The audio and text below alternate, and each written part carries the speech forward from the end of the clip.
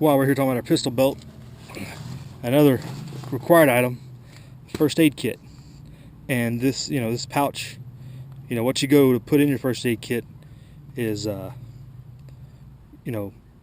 it's self-built. Don't go think you can go off the shelf and just build and just use it as a first aid kit, or as what we call an IFAC, individual first aid kit.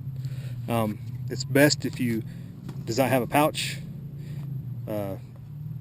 Size of this, one of this size is good. You can make it a little bit smaller, but ideally what you want to hear is a trauma-focused first aid kit. Something that deals with trauma pressure dressings. Here you get these type of first aid at surplus stores for relatively cheap. Should be less than $3. This one was right at $2. Try to look for a good deal on those, and other things like vinyl gloves. And we can go into the contents of a good first aid kit at another time.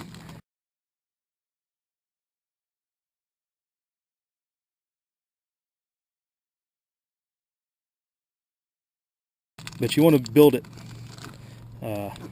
not just take something off the shelf that you've bought and expect it to run for you.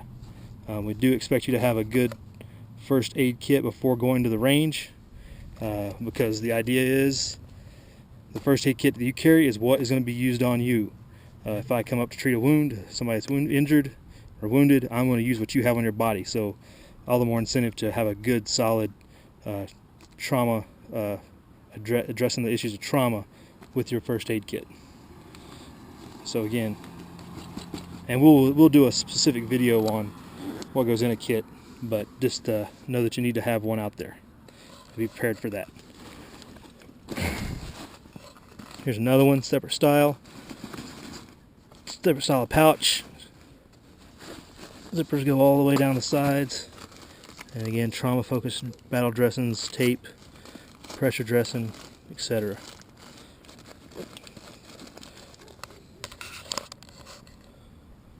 So we just talked about the required item of the IFAC in the first aid kit, and another required item whenever you come out to any training expect you have on you is a water source. Obviously there's canteens, the old plastic style canteens that you can find at any surplus store. They're relatively cheap and affordable. You can also go with the Camelback bladder water source style, or any Camelback. There's also different brands out there other than Camelback, and something as even simple as a metal bottle that you see a lot of is effective, and this would be a good time to use that spray paint if you're going to be using it out tactically, and find a good pouch for it or use it in your day bag. But again, use what you have. A Nalgene bottle and many other types are out there. Just as long as you're carrying, we'll look at 2 quarts minimum to have with you, and you can have another reserve in another bag somewhere off to the side, but bring 2 quarts with you minimum when training. Next, one of the more important items, both on your feet and carried, a pair of socks. You need one on your feet. We prefer you have one in your day bag when we go out training. Many different styles. If you've not gotten into hiking or moving around a lot in your boots, definitely the socks are just as important as the boots you wear.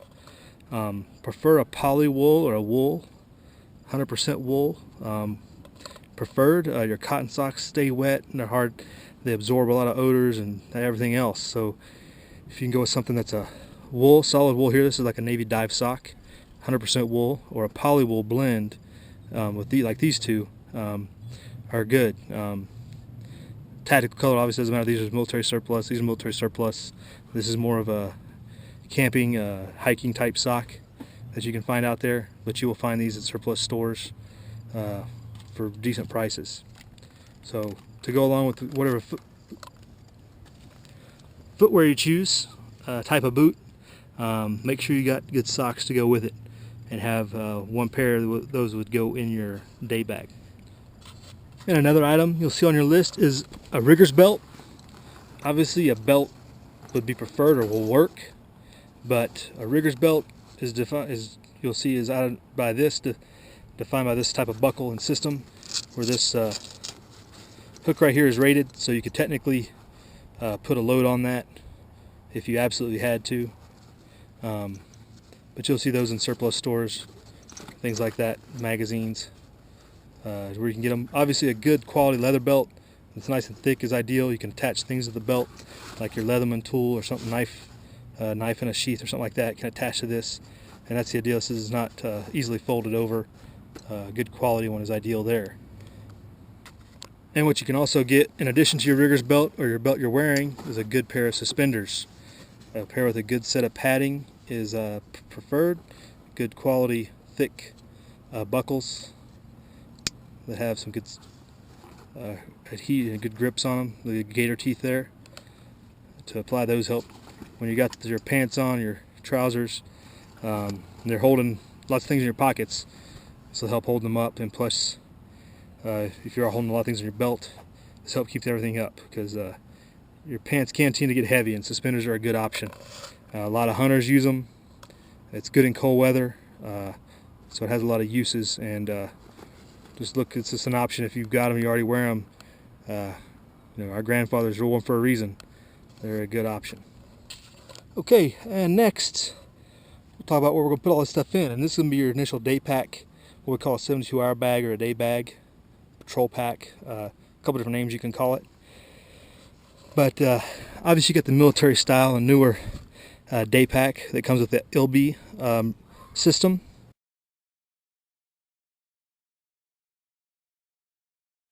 This is the old Alice mountain ruck, which is much larger, but can obviously fit everything you need for that period of time, what we have on the top of our gear list. And obviously, you're not going to be able to go with the military option, and you may have something like a hiking pack, like this North Face pack. Very durable, it's relatively tactical. Again, you can always bust out the spray paint and make this more friendly, but it gives you plenty of room to pack what you need for those what we call 72-hour operations. So those are options. Don't think you have to go out and buy the top of the line pack or try to find one when an older style might be a little bit better. There's the smaller medium Alice,